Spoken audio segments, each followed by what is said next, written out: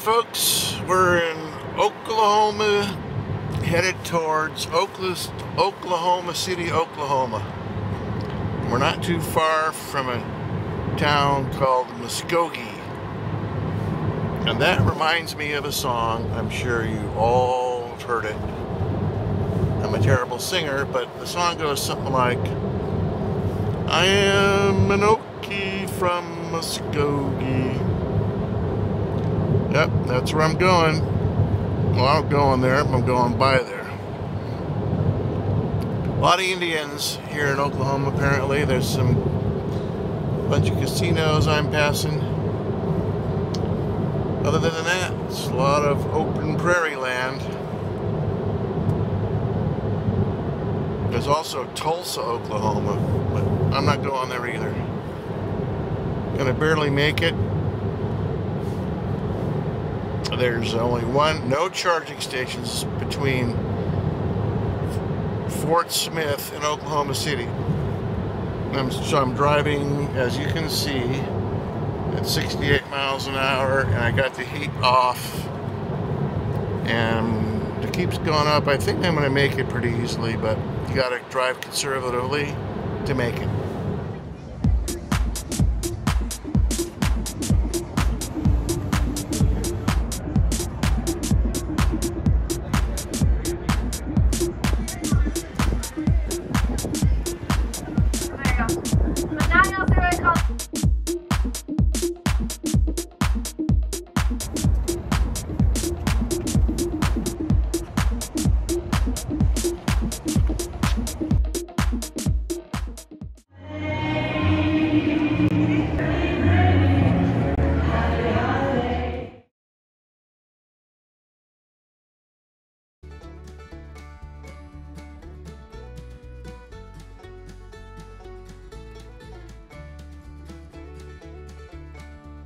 As you know or may not know, a lot of land in Oklahoma was given to Indian tribes.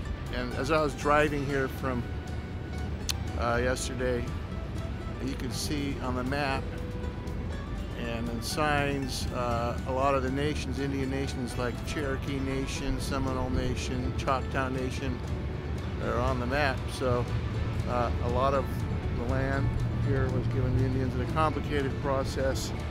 I should look into it more, but here's a sign here that talks about some of it. Sunday, Oklahoma City. It's around almost noon. And as you can see, there's not much action going on. This is Saturday, so I don't know why this town is absolutely a ghost town. This is the Arts District right here. Downtown Oklahoma City.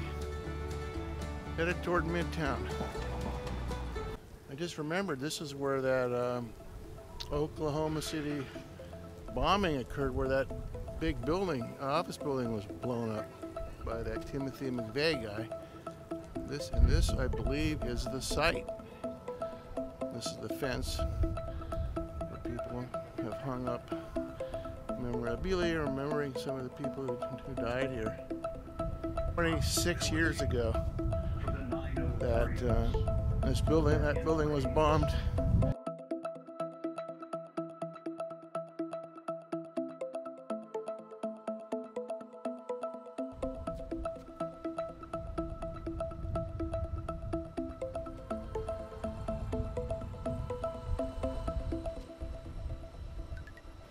So this represents the building.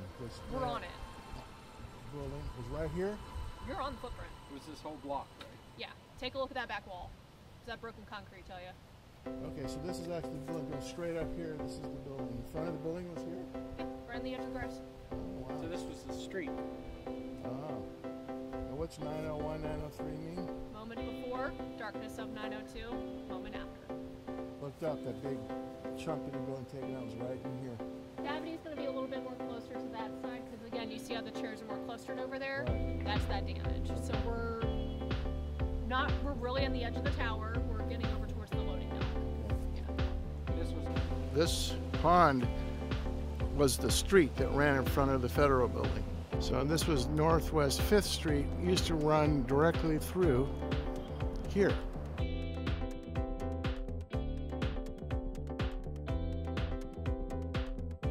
Amount of people were killed in this, to the left here, that was the worst part of the blast. So you got, you know, more chairs over here. Like over here, I think they said the corner, the end of the building, that wasn't as damaged, so you don't have as many chairs in this part.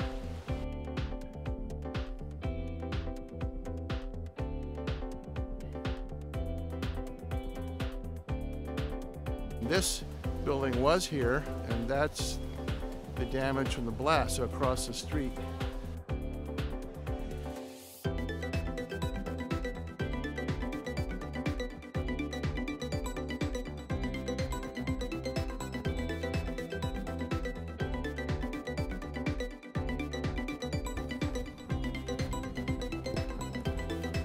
Okay, so we would have been looking at the front of the building here. Here's the new Oklahoma City Federal Building, and right around the corner is the Alfred Murrah, or the site of the Alfred P. Murrah Federal Building that was blown up by Timothy McVeigh.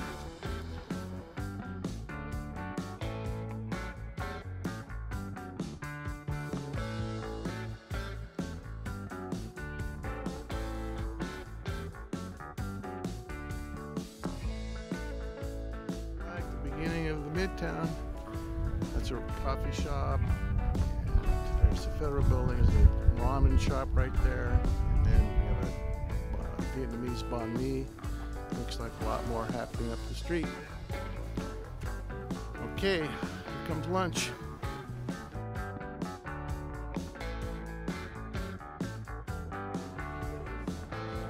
We're walking to Backdoor Barbecue.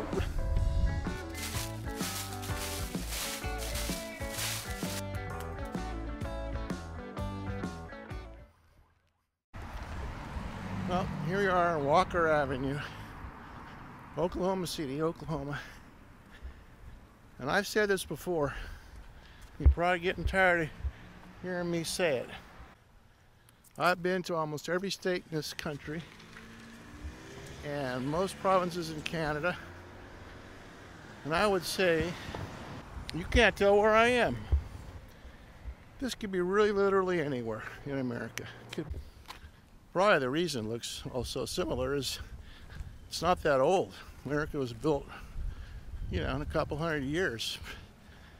Cities use the same planning code, zoning code, which, you know, in America separates residential from commercial, controls the heights, widths of streets, and all of that being developed probably around the same within a short amount of time. And cities copying other cities, you end up getting America kind of looking all the same because of that. Unlike, let's say, in Europe, where, like in Amsterdam, where you have businesses right below residences and narrower streets and taller buildings, and you get a different look. Of course, New York is a little bit like Europe, but then it was that East Coast, which was built by the first settlers who came from Europe, brought all those ideas with them. So it makes sense that that would look like Europe. All right, well, here's the street where the barbecue shop's on. In 800 feet, the destination is on your left. Backdoor Barbecue. 800 feet, looks like there might even be a line. These people are all in line to get their body piercing tattoos. I thought it was a restaurant. Funny. There's Tucker's. They supposedly have a fried onion burger. Looks like here's my place. No line.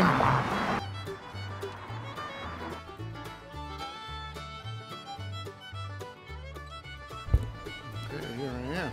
Gotta go get something to eat. There's literally no one, a couple people here. Well, here's my lunch. Gave me a variety of sauces to try. We got ribs and turkey, beans and corn, some pickles. Well, here we go. I'll let you know how it is after I eat it all.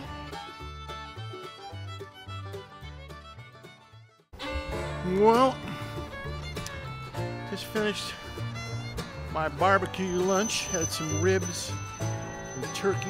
Gave me 8, I believe it was 8 different sauces to try. Here's what I think. I don't think any city or state has monopoly on good food.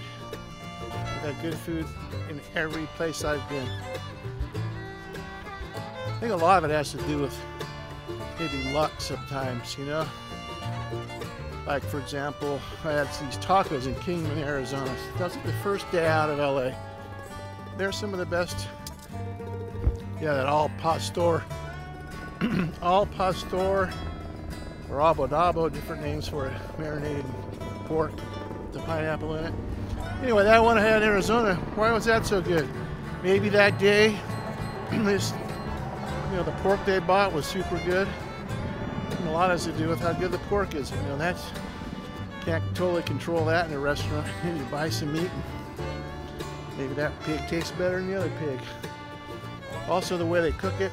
You know, sometimes you overcook it a little bit, or how long has the meat been sitting around before you order it.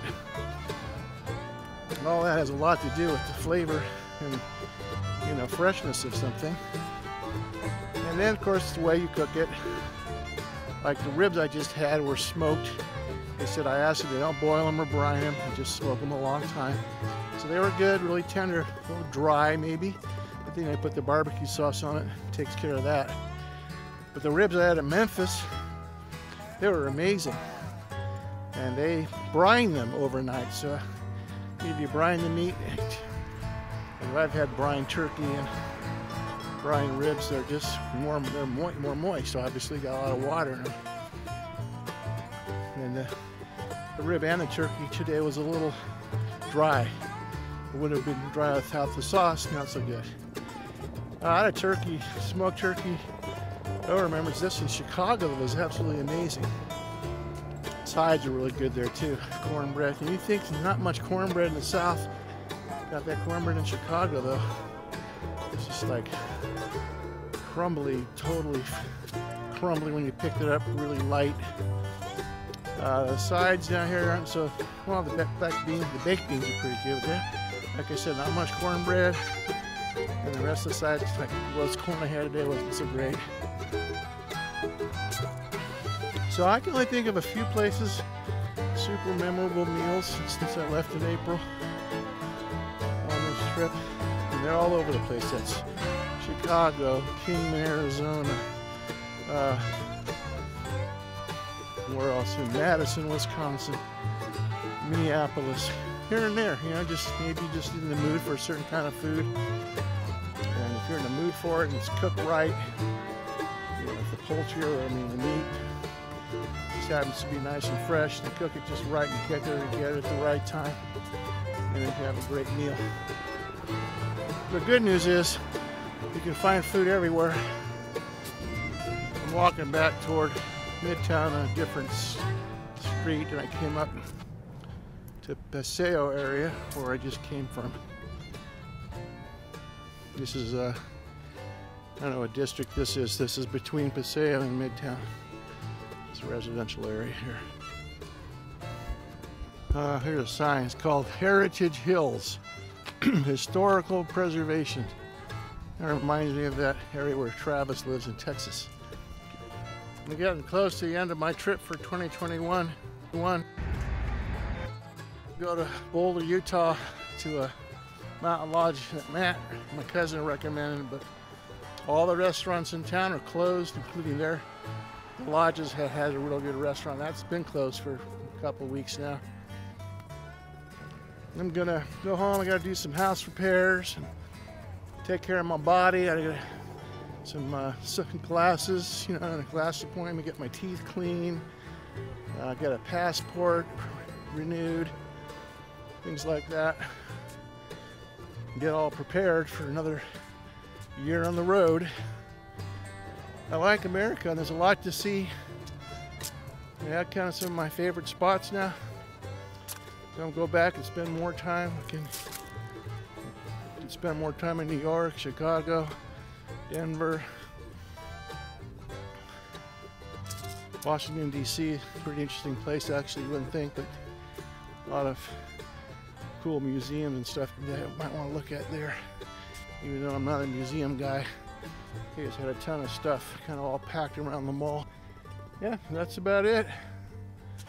The adventure will continue. Now look at some of these houses here. This is a mansion. Across the street, another mansion. There you can see the downtown area. I'm approaching it. People are stringing up their lights for Christmas. You can see all the lights in the trees here.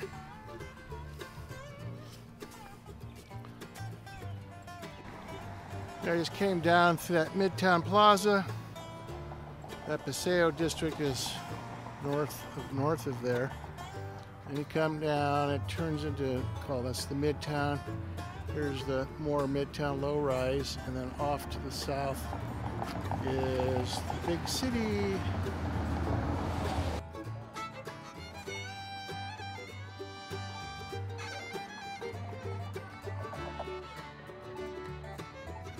Back to Bricktown, and this is downtown Oklahoma City.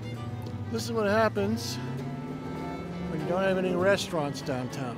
It is Saturday, and so there's no businesses opened. Plus, a lot of businesses are still probably messed up with COVID. But since there's no restaurants, there's no reason to come here. And so it's basically dead in this part of town. Pretty trees and lights.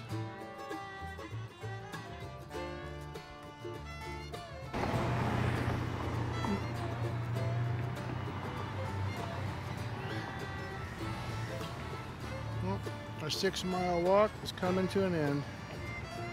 Back under the freeway, back into Bricktown.